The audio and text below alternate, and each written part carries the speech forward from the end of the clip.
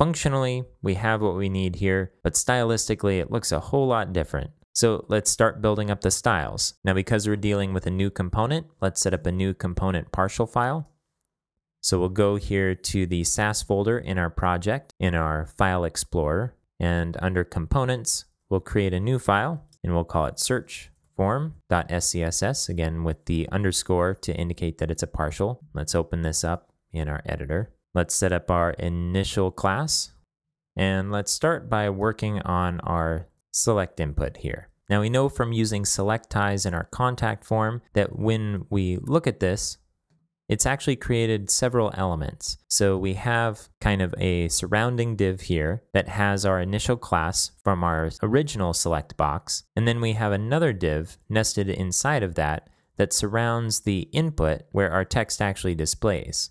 Okay, so let's play with this in the browser a little bit. So now I'm going to select the container, and I'm curious what happens if we change the size of this. So let's set the width to 75 pixels. Okay, so if we do that and we do the selector here, so if we do that and we drop down the options fit inside of this select box. So it looks like as we size this down, that the text will also be broken up. Okay, so that's not necessarily going to work very well for longer text. Now, here's a question.